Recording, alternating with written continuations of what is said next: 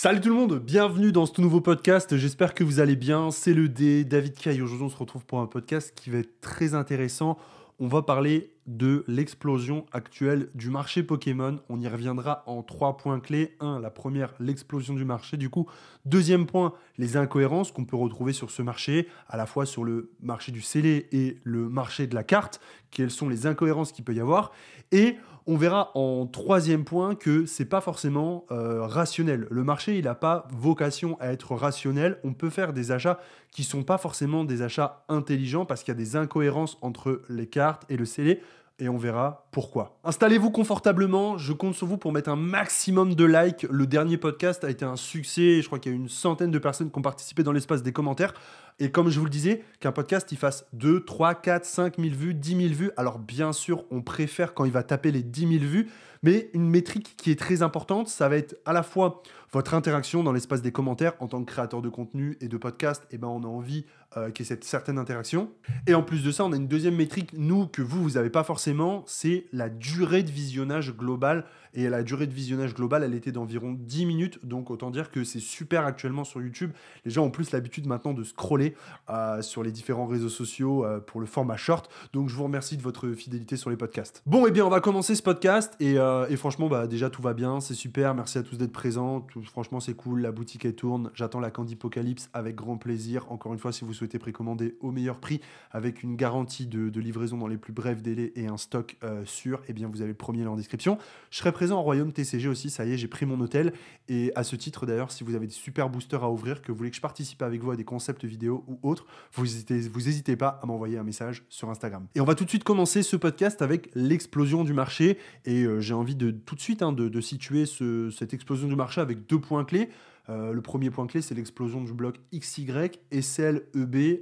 C'est incroyable, tout monte, tout se vend, on peut le voir. L'autre jour, j'ai vu une demi-display Harmonie des Esprits sur Vinted, 800 €, j'étais prêt à l'acheter. Le temps que je la mette dans mon panier et que je paye, elle s'était vendue, alors que ça faisait 2 minutes qu'elle était sur Vinted. On voit des boosters HS déchaînement s'arracher à 250 €, des boosters ADL à 300, 350 €. C'est complètement dingue, on a une évolution du marché. Il y a quelques mois encore, une display de 36 boosters sur Duo de Choc coûtait 3 000 €. Aujourd'hui, on est à 4 500, 5 000. Pareil pour XY Étincelle. On a encore quelques displays qui se maintiennent aux alentours des 2 000, comme la XY12. On peut voir des displays exploser comme la Ombre Ardente, qui est vraiment...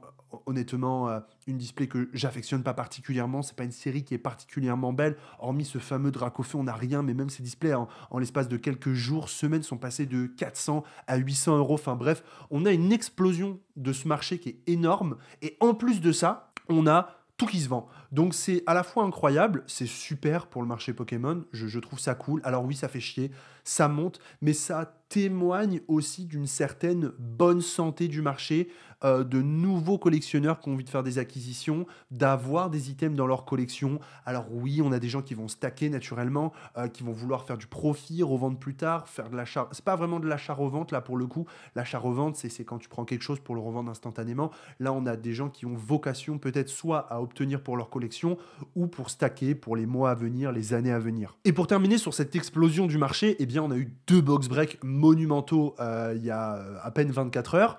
On a eu ce fameux, alors la fameuse, à chaque fois je regarde parce que j'allais dire ex-Team Rocket Return, alors des fois je dis Team Rocket Return, tu vois, j'oublie parfois un petit mot dedans, qui s'est passé sur Vogt.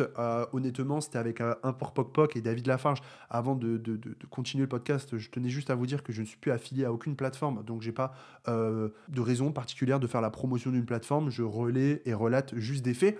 Donc ex-Team Rocket Return, qui était un véritable succès, on reviendra sur les prix de vente, etc., qui était réalisé à l'Atmos Arena, qui est une boutique à Paris, apparemment je ne connaissais pas avant, donc voilà, j'ai découvert grâce à ce live, qui était un véritable succès. Ils en ont fait vraiment un événement. On a eu aussi en parallèle sur Whatnot le box break de la Fossil ED1. Tous les boosters se sont vendus, donc les Ex-Team Rocket Return partaient aux alentours des 1400, 1500, 1600, peut-être même des fois un peu plus, c'est une fourchette fourchette de prix que je vous donne, ce qui est énorme pour ce genre de booster. Et tant mieux, et c'est super que des Français arrivent à organiser ce genre d'événement. Les cartes de la série sont magnifiques. Hein. Et on reviendra, restez jusqu'au bout avant de commenter, parce que je les vois déjà les commentaires arriver. On avait la fossile, les fossiles ça partait aux alentours des 1200 en ED1, non trié, non pesé, hein, vous connaissez la chanson. Donc super, encore une fois, de voir une belle display comme ça ouvert et des boosters se vendre, bien se vendre. Je sais pas si c'est le prix, si c'est un peu moins, si c'est un peu plus. C'est pas vraiment ça la question. Le fait, c'est que effectivement, il y a un flot d'argent qui est dépensé actuellement sur Pokémon. On a une AMSO qui a lancé ses pochettes mystères hier, et félicitations à lui, il me semble qu'il en a vendu environ 300 en l'espace de quelques secondes. Et ça prouve à quel point le marché actuellement sur Pokémon, il va bien. On a des influenceurs finalement qui arrivent peut-être enfin à influencer de la bonne manière, et ça c'est chouette de voir ça. Donc on a pour moi globalement cette explosion du marché. Maintenant on va passer à la deuxième partie de ce podcast, les incohérences du marché. Et on va bien sûr se servir de ces premiers exemples. Les incohérences du marché, elles sont très nombreuses, et à la fois, est-ce que c'est vraiment des incohérences? On a une explosion du marché scellé. Or, on n'a pas une explosion du marché de la carte. Sur les cartes, on aura quelques exceptions qui vont confirmer la règle. Je pense par exemple récemment à l'explosion du Giratina V Alt sur le bloc EB. Mais globalement, on n'a pas de cartes qui vont exploser. Et par contre, on a des boosters qui explosent en prix. Je pense à ces fameux boosters HS. Dans les boosters HS, vous allez pouvoir retrouver des cartes légendes et les primes notamment. Et les primes n'ont pas ont une grande popularité, mais en sortie de booster, en PCA 9 par exemple, vont se vendre une centaine d'euros. Alors bien sûr, encore une fois, on a les plus grosses primes comme Mantaline, Noctali, Ectoplasma, Raichu qui vont se vendre plus cher, mais globalement, la grande majorité des primes vont se vendre 100, 120, 130, 140 euros si vous les vendez très bien en PCA 9, 9,5. Et à côté de ça, pourtant, on a des gens qui vont aller jusqu'à mettre 250 euros dans un booster pour ouvrir. Et c'est assez irrationnel comme comportement, parce qu'on achète un booster qu'on va ouvrir et dont on connaît déjà finalement l'issue. On sait qu'elle ne sera pas favorable de manière monétaire, mais on y va quand même pour la passion, le plaisir, le box break. Je prends le bloc HS, mais c'est globalement valable sur tout le reste des blocs et des éditions. Si vous regardez XY12 récemment, les boosters n'ont pas monté. Le booster en box break, il me semble, part aux alentours des 90 euros, peut-être 100 euros selon les vendeurs. C'est une métrique à prendre en compte. Selon le vendeur, effectivement, ça peut pas être du simple au double, mais des fois, c'est pas loin. On peut avoir des boosters qui vont partir à 90 euros chez un vendeur et le soir même à 130, 140 chez un autre, parce qu'il a une plus grande communauté, parce qu'il a habitué certaines personnes à faire plus de shows réguliers, qu'il a un gage de confiance, qu'il a une manière d'animer le show, etc., etc. C'est des débats sur lesquels je ne veux pas vraiment revenir parce que c'est pas l'idée, mais vous m'avez compris. Donc on a cette certaine incohérence du marché entre le scellé et les cartes que vous pouvez retrouver à l'intérieur de ces boosters. Et ça, c'est assez atypique. C'est assez nouveau, on a du mal un peu à comprendre le pourquoi du comment. Quand tu achètes un booster origine perdue du bloc EB, que tu le payes 10 euros, c'est pas du tout disproportionné et déconné, parce que potentiellement tu peux dropper des très belles cartes qui vont coûter beaucoup plus cher que le prix de ton booster. En revanche, quand tu fais ça sur du bloc HS, quand tu fais ça comme hier sur du ex-Team Rocket Return, eh bien ça devient plus compliqué.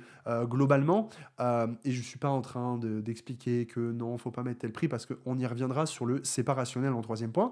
Globalement, il est très dur de vous y retrouver. Alors, qu'est-ce qui peut expliquer ce genre de phénomène? Pourquoi on a des gens qui sont prêts à acheter des boosters quelque part de manière hors de prix, de manière déraisonnable? Parce que, et je les adore, j'adore un Poc et j'aime beaucoup David Lafarge, vous le savez. On échange beaucoup, il m'a envoyé une place pour le Royaume, il n'y a pas de problème. Par exemple, hier, on voyait des cartes, mais c'est intéressant de relater ce genre de fait. Et comme on est en France, quand tu fais une vidéo, tu te sens un petit peu obligé de te justifier, de mettre les choses à plat avant que les gens ils interprètent de manière mauvaise.